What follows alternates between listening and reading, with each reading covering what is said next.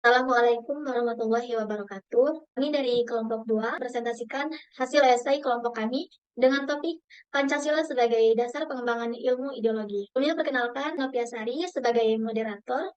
Selanjutnya ada Aida Asrafi Agusti sebagai pemateri pertama. Kemudian Nola Wulandari sebagai pemateri kedua.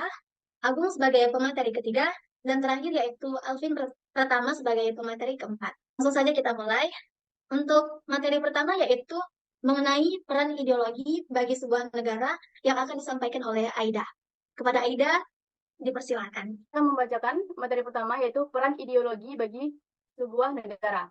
Ideologi berasal dari kata Yunani yang terdiri dari idea yang berarti gagasan, cita-cita atau konsep serta logos yang berarti pemikiran. Ideologi didefinisikan sebagai ilmu yang mempelajari asal-usul dan esensi ide atau gagasan. Ideologi merupakan sistem gagasan yang mensistemasikan pemikiran tentang kehidupan dan melengkapinya dengan sarana, kebijakan, dan strategi untuk mencocokkan nilai-nilai filosofis dengan keadaan nyata. Ideologi memiliki peran penting dalam memperkuat dan memperdalam identitas suatu bangsa. Ideologi adalah identitas bangsa yang juga berfungsi sebagai landasan pandangan dunia dan memberikan tujuan serta makna bagi rakyatnya.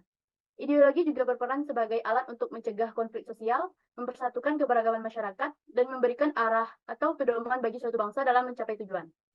Pancasila sebagai ideologi negara Indonesia menjadi landasan filosofis yang kuat bagi pengembangan ilmu ideologi di Indonesia. Pancasila mempersatukan bangsa Indonesia dalam keragaman dan memberikan nilai-nilai moral yang menjadikan pijakan dalam pengembangan ilmu ideologi.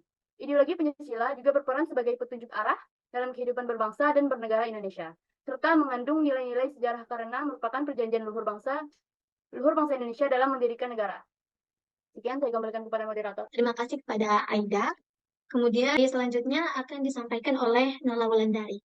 Pada Nola Wulandari, dipersilahkan. Baiklah, saya akan menjelaskan materi mengenai alasan Pancasila dipilih sebagai dasar ilmu ideologi.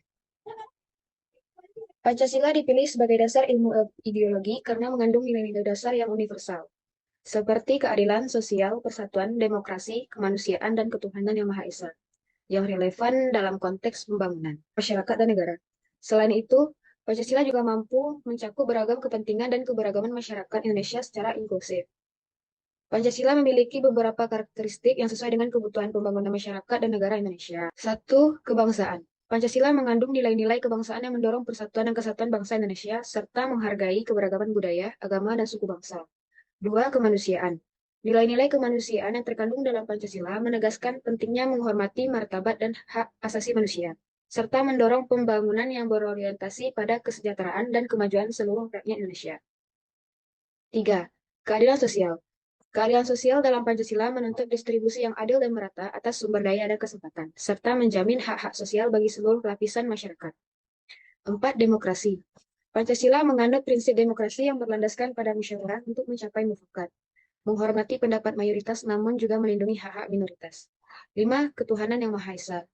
Prinsip ketuhanan dalam Pancasila memperkuat kesadaran akan keberadaan Tuhan sebagai sumber nilai dan moralitas dalam kehidupan berbangsa dan bernegara. Sekian dari saya, kembali kepada moderator. Terima kasih kepada Nola.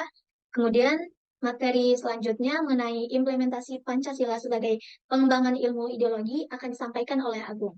Kepada Agung, dipersilakan. Baik, terima kasih atas waktu yang telah diberikan. Di sini saya akan menjelaskan implementasi Pancasila sebagai pengembangan ilmu ideologi. Berikut ini dikemukakan ketentuan-ketentuan yang menunjukkan fungsi dari masing-masing sila dalam proses pelaksanaan kehidupan bernegara. Sila ketuhanan yang Maha Esa, yaitu kehidupan bernegara bagi bangsa Indonesia berdasarkan pada ketuhanan yang Maha Esa. Negara menjamin setiap warganya untuk memeluk agama dan beribadah sesuai agamanya masing-masing. Selanjutnya, ketentuan yang menunjukkan fungsi dari sila kemanusiaan yang adil dan beradab, yaitu pengakuan oleh negara terhadap hak bagi setiap bangsa untuk menentukan nasibnya sendiri. Negara menghendaki agar warga-warga Indonesia tidak melakukan tindakan yang sewenangnya kepada sama manusia sebagai manifestasi sifat bangsa yang berbudaya tinggi. Ketentuan yang menunjukkan fungsi dari sila ketiga atau Persatuan Indonesia, yaitu perlindungan negara terhadap segenap bangsa Indonesia dan seluruh tumpah darah Indonesia, memajukan kesejahteraan umum, mencerdaskan kehidupan bangsa, dan ikut melaksanakan ketertiban dunia yang berdasarkan kemerdekaan, perdamaian abadi, dan keadilan sosial. Negara mengatasi segala paham golongan dan segala paham perseorangan, serta pengakuan negara terhadap Bhinneka Tunggal Ika dari bangsa Indonesia dan negaranya.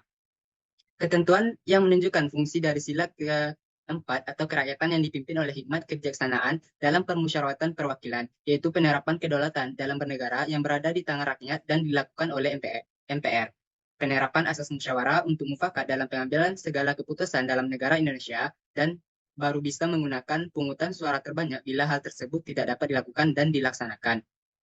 Terakhir, ada ketentuan yang menunjukkan fungsi dari sila kelima atau keadilan sosial bagi seluruh rakyat Indonesia, yaitu negara mengkehendaki agar perekonomian Indonesia berdasarkan atas asas kekeluargaan, penguasaan cabang-cabang produksi yang penting bagi negara, serta menguasai hajat hidup orang banyak oleh negara. Negara menghendaki agar kekayaan alam yang ada di alam Indonesia bisa digunakan untuk kemakmuran semua rakyatnya.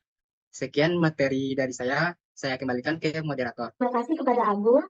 Kemudian materi mengenai tantangan Pancasila sebagai ideologi di era sekarang akan disampaikan oleh Alvin pertama. Kepada Alvin, dipersilahkan. Saya akan menjelaskan tentang tantangan Pancasila sebagai ideologi negara di era sekarang. Dapat dilihat dari beberapa aspek.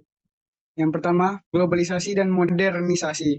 Era globalisasi dan modernisasi telah membawa arus informasi dan budaya asing yang tak terbendung, yang dikhawatirkan dapat menggerus nilai-nilai Pancasila dan memicu munculnya ideologi-ideologi baru yang bertentangan dengan Pancasila. Yang kedua, keterlibatan dalam politik.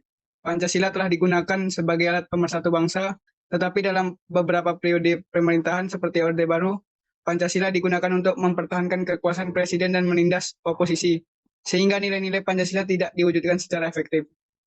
Yang ketiga, penggunaan Pancasila sebagai alat politik. Pancasila telah digunakan sebagai alat politik untuk mempertahankan kekuasaan dan menguasai masyarakat, sehingga nilai-nilai Pancasila tidak diwujudkan secara efektif. Yang keempat, keterlambatan dalam implementasi. Pancasila sebagai ideologi negara belum diwujudkan secara efektif dalam beberapa periode pemerintahan.